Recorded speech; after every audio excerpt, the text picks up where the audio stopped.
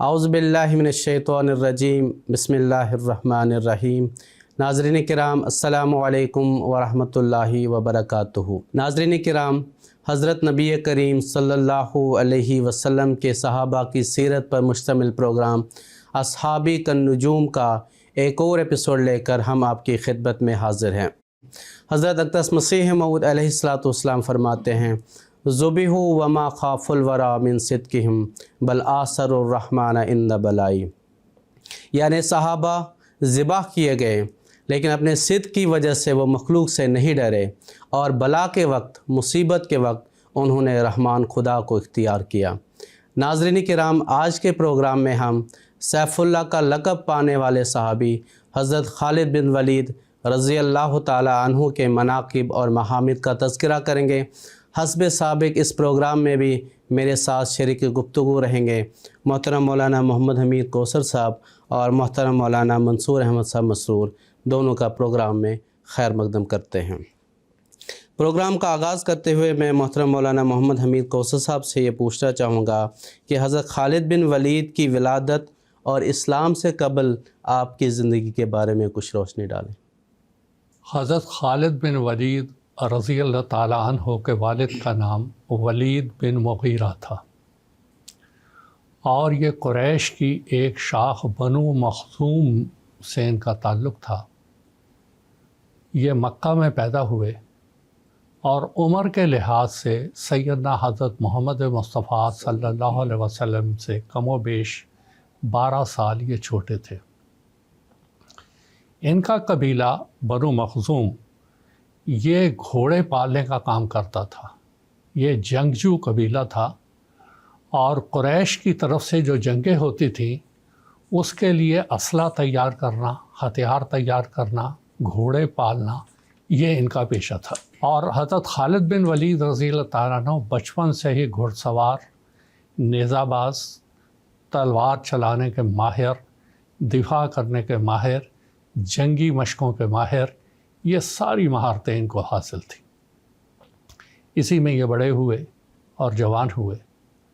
ان کے والد ولید بن مغیرہ جب فوت ہونے لگے تو انہوں نے اپنے پاس بیٹھے ہوئے لوگوں سے کہا کہ مجھے ایک بات کا بہت افسوس ہے، میں نے اسلام اور حضرت محمد صلی اللہ علیہ وسلم کو روکنے کی ہر ممکن کوشش کی، مگر میرے ہاتھ سے یہ دین نکلتا چلا گیا اور یہ پھیلتا چلا گیا۔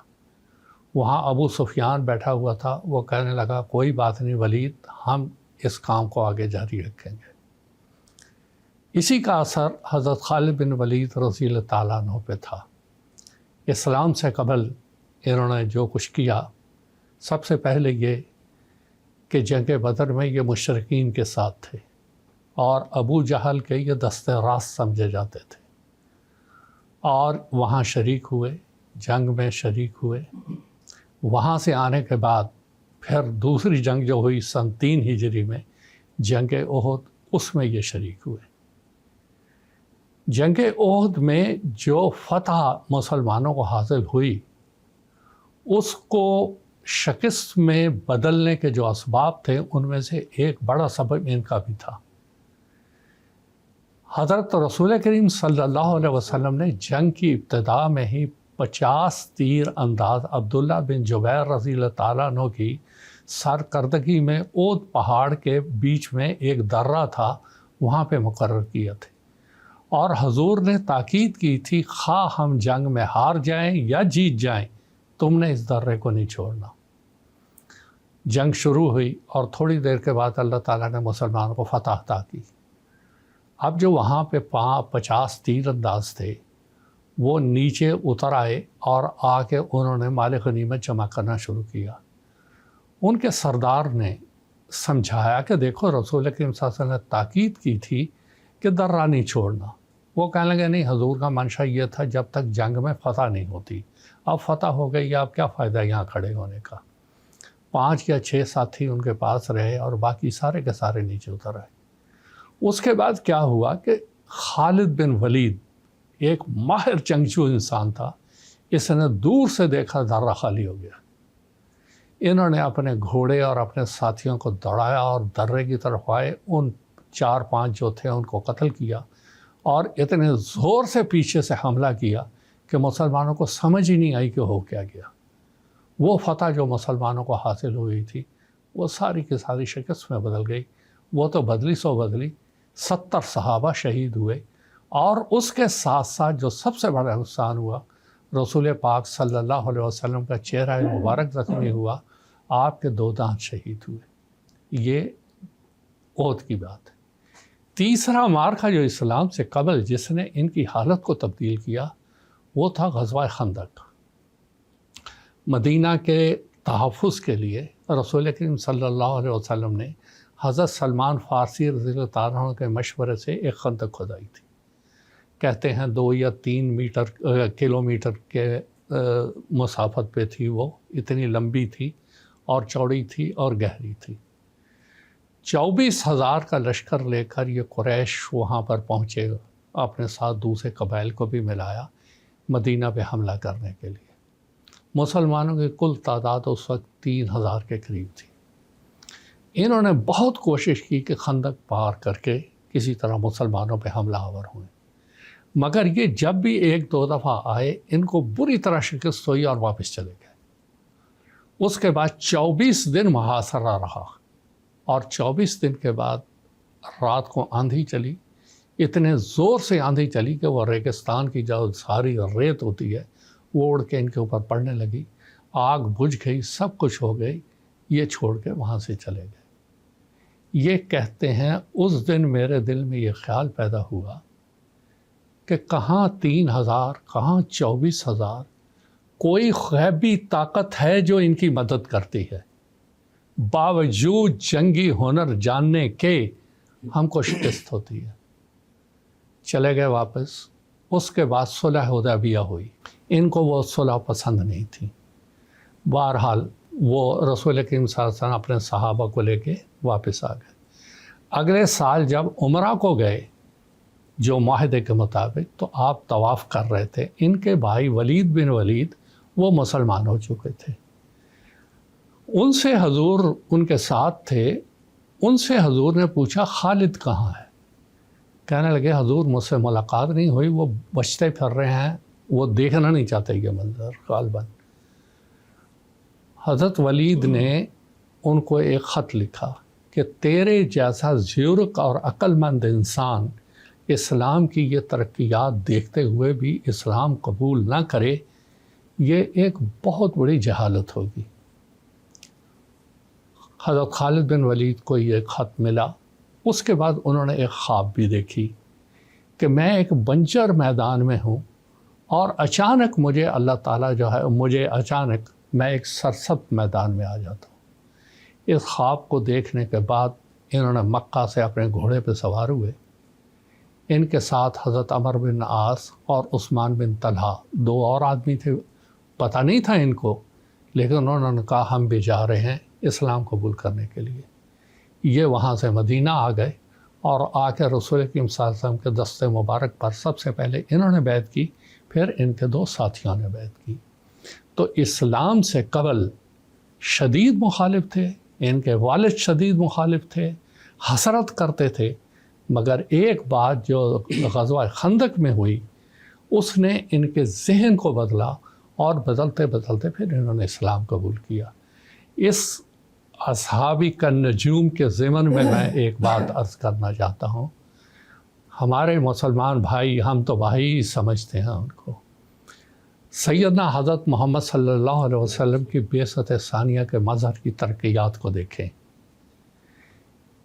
کیسے حضرت مرزا غلام احمد صاحب نے جماعت کی بنیاد رکھی، اور کس طرح اللہ تعالیٰ ہر سال جماعت کو ترقیات دیتا گیا۔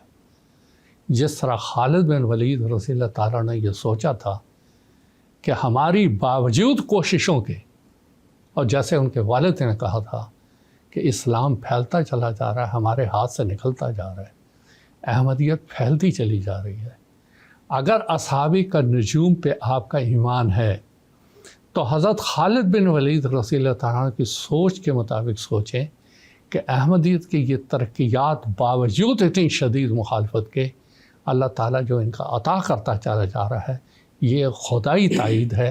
اللہ تعالیٰ ان کو توفیق دے. بے ایہم اقتدیتم اہتدیتم، آپ اس معاملے میں حضرت خالد رضی اللہ تعالیٰ عنہ کی اگر اقتداء کریں گے تو انشاءاللہ ہدایت پہ پہنچ جائیں گے. جزاکم اللہ تعالیٰ احسن جزا. میں محترم مولانا منصور احمد صاحب مسعود سے گفتگو کے اسی تسلسل کو آگے بڑھانے کی درخواست کروں گا کہ حضرت خالد بن ولید رضی اللہ تعالیٰ عنہ کے دل میں اسلام کی محبت کس طرح پیدا ہوئی؟ بسم اللہ الرحمن الرحیم. حضرت خالد بن ولید رضی اللہ عنہ کے اسلام لانے کے متعلق عرض ہے کہ آپ کی طبیعت میں جو شرافت تھی اور سعادت مندی تھی، اس کی وجہ سے اللہ تعالیٰ نے آپ کو اسلام کی دولت سے نوازا. ظاہر میں جو عوامل کار فرما ہوئے ان میں سے میں چند ایک کا ذکر کرتا ہوں. جنگ بدر میں حضرت خالد کے ایک بھائی جن کا نام ولید تھا کفار مکہ کی طرف سے شریک ہوئے اور قید کیے گئے. گھر والوں نے 4000 درہم دے کر ان کو چھڑا لیا. چھوٹ کر جب وہ مکہ آئے واپس تو اپنے اسلام لانے کا اعلان کر دیا. دراصل جب قید میں تھے تو آن حضرت صلی اللہ علیہ وسلم اور صحابہ کے حسن سلوک سے آپ دل سے مسلمان ہو گئے تھے اور مکہ آ کر پھر آپ نے اپنے اسلام لانے کا اعلان کر دیا. گھر والوں نے پوچھا کہ جب تم نے مسلمان ہی ہونا تھا تو پھر فدیہ کیوں دیا؟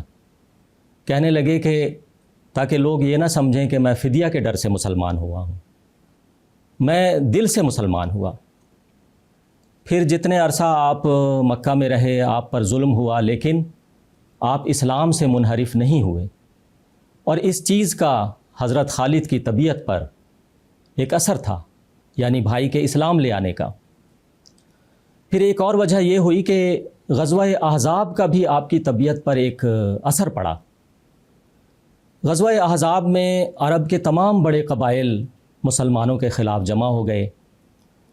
لشکر کفار کی تعداد تقریباً 24-25 ہزار تھی، اور اسلام کے لشکر کی تعداد جو لڑنے والے جنگجو تھے وہ صرف محض 1200 تھی، گرچہ کہ کل تعداد عورتوں اور بچوں سب کو ملا کر 3000 تھی، لیکن لڑنے والے صرف 1200 تھے. تو اس لحاظ سے دیکھا جائے تو 20 گنا کا فرق تھا. اور ظاہری تعداد کے لحاظ سے اگر دیکھا جائے تو پھر مسلمانوں کی شکست یقینی تھی، اور کفار کے لشکر نے 1 ماہ تک تقریباً محاصرہ کیے رکھا مدینہ کا، لیکن انہیں کوئی کامیابی نہیں ملی. اور خالد بن ولید اور عمرو بن عاص اور اکرمہ بن ابو جہل جیسے مشہور جرنیلوں نے بہت ہی دلیرانہ اور بہادرانہ حملے کیے اور انہیں کوئی کامیابی نہیں ملی. جیسا کہ مول صاحب نے عرض کیا، ایک رات آندھی چلی اور بعض قبائل کی آگ بجھ گئی، اور یہ ان کے لیے ایک بدشگونی تھی. اور جب ایسا ہوتا تو وہ اس وقت لڑائی میں حصہ نہیں لیتے، وہ کچھ دیر کے لیے پیچھے ہٹ جاتے. تو جب پیچھے ہٹے بعض لوگوں کو یہ خیال پیدا ہوا کہ شاید حملہ ہو گیا ہے، اور اس طرح فوج میں بھگدڑ مچ گئی. ابو سفیان خیمے میں اپنے لیٹے ہوئے تھے، جب خبر ہوئی تو بھاگ کر گھبرا کر اپنے اونٹ پر سوار ہوئے اور ایڑ لگانی شروع کی. اونٹ بھاگے نہ. کسی نے کہا او بھلے مانوس، رسی تو کھول لو، اونٹ بندھا ہوا ہے. تو کفار کی بدحواسی کا یہ عالم تھا، حواس باختہ ہو کر بھاگے، اور اس چیز کا حضرت خالد کی طبیعت پر ایک اثر ہوا، اور انہوں نے یہ نتیجہ نکالا کہ اتنا عظیم الشان لشکر چھوٹی سی تعداد کو شکست نہیں دے سکا، تو ضرور کوئی غیبی طاقت ہے جو مسلمانوں کی مدد کر رہی ہے. پھر اس کے بعد ایک واقعہ یہ ہوا کہ آن حضرت صلی اللہ علیہ وسلم ایک رویا کے مطابق 1400 صحابہ کو لے کر مکہ کے لیے روانہ ہوئے، جس کے نتیجہ میں صلح حدیبیہ ہوئی. کفار مکہ کو جب پتہ لگا تو انہوں نے حضرت خالد بن ولید کی ڈیوٹی لگائی کہ ان کو مکہ میں داخل نہیں ہونے دینا اور راستے میں روک لینا ہے. تو حضرت خالد بن ولید 300 سواروں کا دستہ لے کر راستہ روک کر کھڑے ہو گئے. حضرت صلی اللہ علیہ وسلم کو پتہ لگا تو ایک چھوٹا سا دستہ اس طرف روانہ کر دیا اور حضرت خالد کی توجہ کو پھیر دیا اور راستہ بدل کر حدیبیہ کے مقام پر پہنچ گئے۔ اس کا بھی حضرت خالد کی طبیعت پر حضرت صلی اللہ علیہ وسلم کی جو دانائی تھی اور حکمت تھی، اس کا ایک اثر پڑا، اور وہ خیال کرنے لگے کہ دیکھو میں تو منہ تکتا کھڑا رہ گیا اور حضرت صلی اللہ علیہ وسلم اپنی منزل تک پہنچ گئے۔ پھر اگلے سال معاہدہ کے مطابق حضرت صلی اللہ علیہ وسلم طواف کعبہ کے لیے روانہ ہوئے۔ خالد کے بھائی جو ولید تھے، جو مسلمان ہو چکے تھے، وہ بھی ساتھ تھے۔ مکہ پہنچ کر حضرت صلی اللہ علیہ وسلم نے پوچھا کہ ولید تمہارا بھائی خالد کہاں ہے؟ کہنے لگے کہ اللہ ہی اس کو لائے تو لائے۔ پھر ایسا ہوا کہ مدینہ لوٹ کر ولید نے ایک خط لکھا خالد کو کہ بھائی تمہیں حضرت صلی اللہ علیہ وسلم یاد کر رہے تھے، تمہارے بارے میں پوچھ رہے تھے اور تمہیں اسلام قبول کرنے کی دعوت دے رہے تھے۔ تو اس کا بھی حضرت خالد کی طبیعت پر ایک بہت گہرا اثر ہوا، اور رویا کا بھی، خواب کا بھی ذکر کیا مول صاحب نے۔ اتفاق سے انہی دنوں حضرت خالد نے دیکھا کہ میں ایک ویران اور تنگ جگہ سے نکل کر کے ایک سرسبز و شاداب جگہ پہ آ گیا ہوں۔ تو انہوں نے اس خواب کے بعد اسلام قبول کرنے کا پختہ ارادہ کر لیا اور اسلام لانے کے لیے مدینہ روانہ ہوئے۔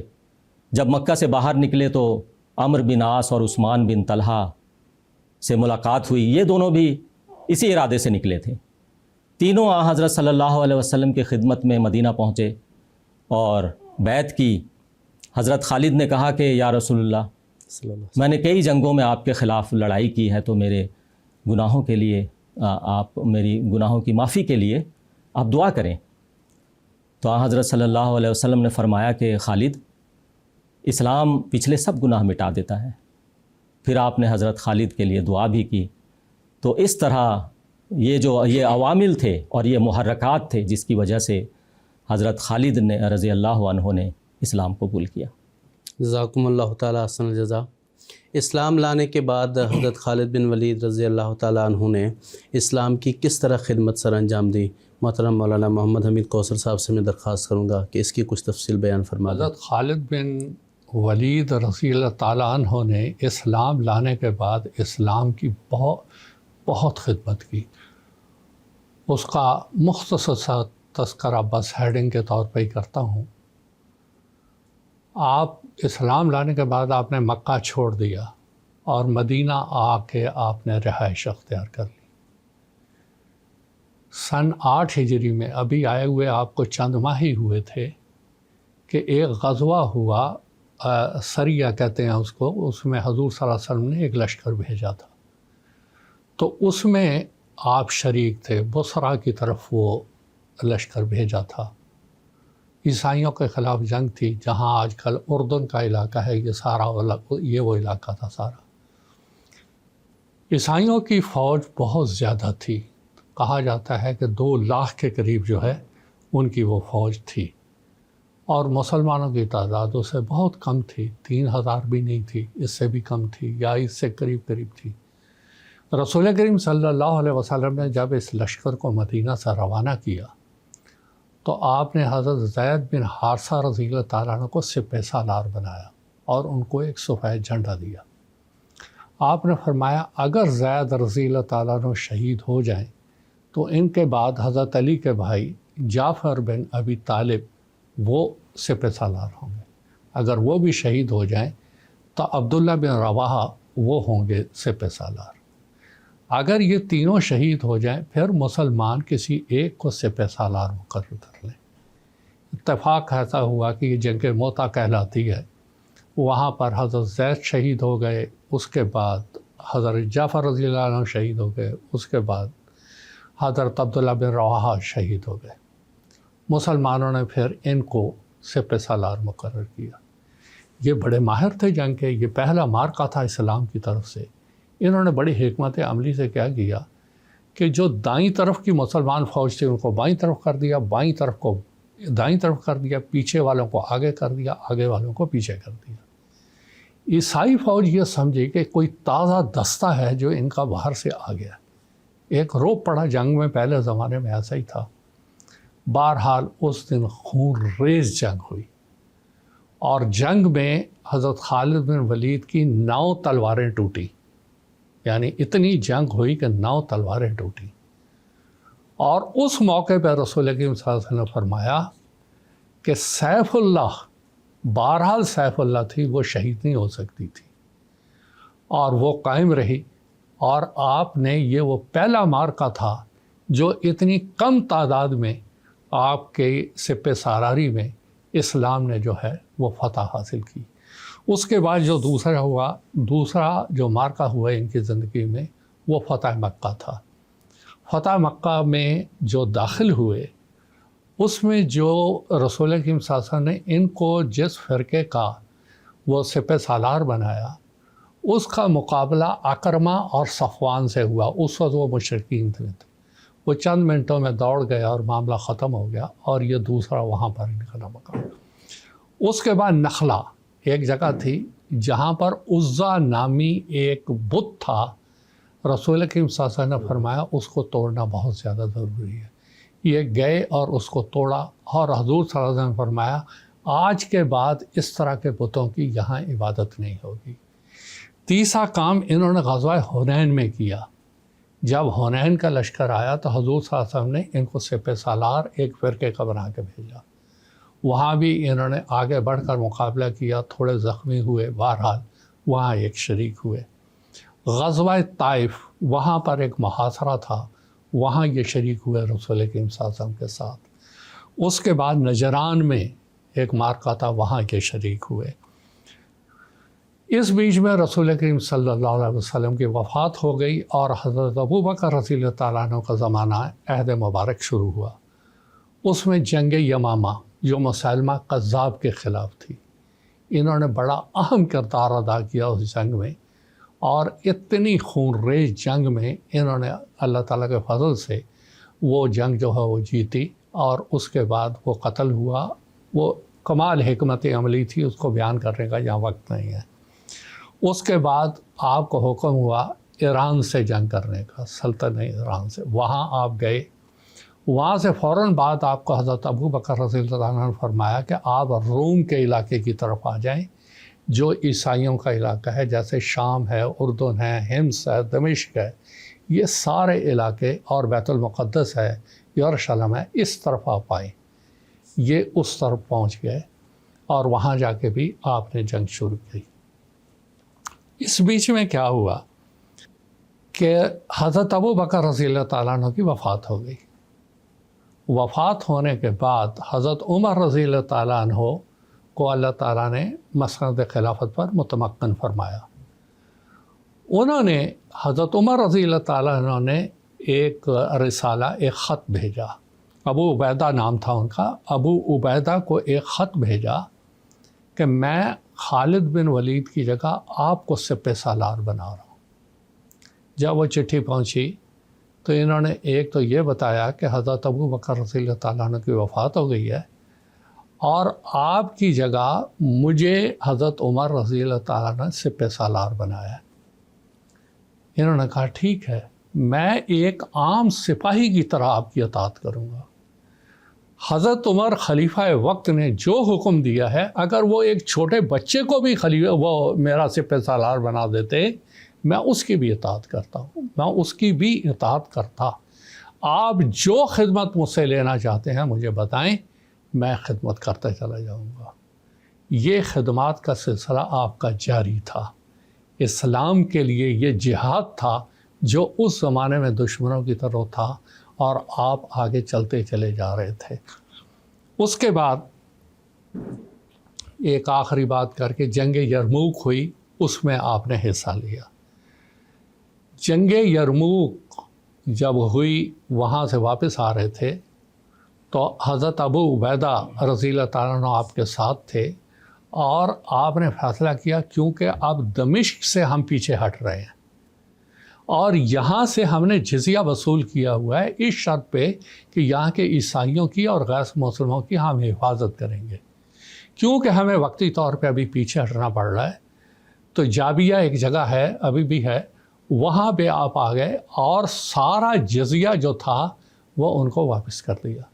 وہ لوگ رونے لگے کہ آج تک ہم نے کوئی ایسا حاکم نہیں دیکھا جو رقم جزیہ لے کے واپس کرے. آپ لوگ تو بہت زیادہ عادل اور منصف لوگ ہیں، آپ یہاں رہیں، ہم دعا کرتے ہیں آپ واپس یہاں آئیں. جزاکم اللہ تعالیٰ احسن الجزا. پروگرام کے آخر میں محترم مولانا منصور احمد صاحب مسرور سے یہ دریافت کرنا چاہوں گا کہ حضرت خالد بن ولید رضی اللہ تعالیٰ عنہ کی زندگی کے آخری ایام کس طرح گزرے، اس بارے میں کچھ تفصیل بیان فرما دیں. بات یہ ہے کہ 16 ہجری میں بیت المقدس کی فتح ہوئی، اور اس کے بعد حضرت عمر رضی اللہ عنہ نے حضرت خالد بن ولید رضی اللہ عنہ کو فوجی خدمات اور جنگی مہمات سے سبکدوش کر دیا. اس سبکدوشی کی وجہ کوئی سزا نہیں تھی، بلکہ اس کی وجہ یہ تھی کہ مسلمانوں میں یہ خیال پیدا ہو گیا تھا کہ جو فتوحات مل رہی ہیں یہ حضرت خالد بن ولید کی وجہ سے مل رہی ہیں، اور اس خیال کو دور کرنا یہ بہت ضروری تھا، کیونکہ جو فتوحات مل رہی تھیں یہ اللہ تعالیٰ کے فضل سے مل رہی تھیں، اور آن حضرت صلی اللہ علیہ وسلم کی جو دعائیں تھیں اس کی وجہ سے، اور اللہ تعالیٰ کے جو وعدے تھے آن حضرت صلی اللہ علیہ وسلم سے، اس کی وجہ سے، اور تمام مسلمانوں کی جو مجموعی کوشش تھی اور تمام مسلمانوں کی جو دعائیں تھیں، جن میں صحابہ کرام رضوان اللہ علیہم بھی بڑی تعداد میں تھے، تو اس وجہ سے اسلام ترقی کر رہا تھا اور فتوحات پر فتوحات مسلمانوں کو مل رہی تھیں، اور اس کو ایک شخص کی طرف منسوب کرنا یہ مناسب نہیں تھا. تو اس بنا پر حضرت عمر رضی اللہ عنہ نے اس مصلحت کی بنا پر ان کو کچھ فوجی خدمات سے اور جنگی مہمات سے علیحدہ کیا. تو بہرحال حضرت خالد بن ولید رضی اللہ عنہ نے 4 سال جنگی مہمات سے علیحدہ ہو کر زندگی گزاری، اور اس دوران مسلمانوں کو فتوحات مل رہی تھیں، مسلمان علاقے کا علاقہ جو ہے وہ فتح کر رہے تھے. 21 ہجری میں آپ بیمار ہو جاتے ہیں، اور جب آپ بیمار ہوئے تو آپ کے ایک دوست آپ کی عیادت کے لیے آئے. حضرت خالد بن ولید رضی اللہ عنہ رو پڑے. دوست نے پوچھا کہ رونے کی کیا وجہ ہے، کیوں روتے ہو؟ تو انہوں نے اپنا کپڑا اٹھا کر جسم دکھایا کہ دیکھو پورے جسم میں زخموں کے نشانات تھے، اور ایک بالش بھی جگہ نہیں تھی جو کہ زخم سے خالی ہو. کہنے لگے کہ میں نے تقریباً 100 سے زیادہ جنگوں میں نے حصہ لیا، لیکن مجھے میدان جنگ میں شہادت نصیب نہیں ہوئی، اور میں آج بستر پر پڑا فوت ہو رہا ہوں. تو دوست نے کہا کہ خالد، تمہیں یاد ہے رسول اللہ صلی اللہ علیہ وسلم نے تمہیں سیف اللہ کا خطاب دیا، اللہ کی تلوار، اور یہ کیسے ممکن تھا کہ اللہ کی تلوار جو ہے ٹوٹ جاتی اور آپ جنگ میں شہید ہو جاتے؟ اگر آپ جنگ میں شہید ہو جاتے تو اس کا یہ مطلب ہوتا کہ اللہ کی تلوار ٹوٹ گئی، اور یہ ممکن ہی نہیں تھا. حضرت خالد بن ولید رضی اللہ عنہ نے جب یہ بات سنی تو آپ کو سکون آ گیا، آرام آ گیا، اور آپ نے بہت ہی خوشی سے اللہ کے حضور اپنی جان کا نذرانہ پیش کر دیا. آپ کی وفات پر عالم اسلام افسردہ ہو گیا، اور حضرت عمر رضی اللہ عنہ کی آنکھیں اشکبار ہو گئیں. آپ رونے لگے، اور آپ نے کہا کہ آج مسلمانوں کو بہت بڑا نقصان ہو گیا ہے، اور اب شاید ہی کوئی ایسا جرنیل ہو جو کہ خالد کی جگہ لے سکے. 21 ہجری میں شام میں آپ کی وفات ہوئی، اور وہیں آپ کی تدفین ہوئی. جزاکم اللہ تعالیٰ احسن الجزا. ناظرین کرام، اس کے ساتھ ہی ہمارا آج کا یہ پروگرام اپنے اختتام کو پہنچا. میں اپنے دونوں مجیب حضرات کا شکریہ ادا کرتا ہوں. آخر میں حضرت اقدس مسیح موعود علیہ الصلاۃ والسلام کا ایک اقتباس پیش کرتا ہوں. حضور فرماتے ہیں، صحابہ رضوان اللہ علیہم اجمعین پر کیسا فضل تھا، اور وہ کس قدر رسول اللہ صلی اللہ علیہ وسلم کی اطاعت میں فنا شدہ قوم تھی. انہوں نے ایک صداقت اور حق کو قبول کیا تھا، اور پھر سچے دل سے قبول کیا تھا۔ اس میں کوئی تکلف اور نمائش نہ تھی، ان کا صدق ہی ان کی کامیابیوں کا ذریعہ ٹھہرا۔ اور پھر آپ کی جماعت نے اطاعت الرسول کا وہ نمونہ دکھایا، اور ان کی استقامت ایسی فوق الکرامت ثابت ہوئی کہ جو ان کو دیکھتا تھا وہ بے اختیار ہو کر ان کی طرف چلا آتا تھا۔ الحکم نمبر 5 جلد 5 تا 10۔ اللہ تعالیٰ سے دعا ہے کہ وہ ہمیں صحابہ کرام رضوان اللہ علیہم اجمعین کے نقش قدم پر چلنے کی توفیق عطا فرمائے۔ آمین برحمتک یا ارحم الراحمین۔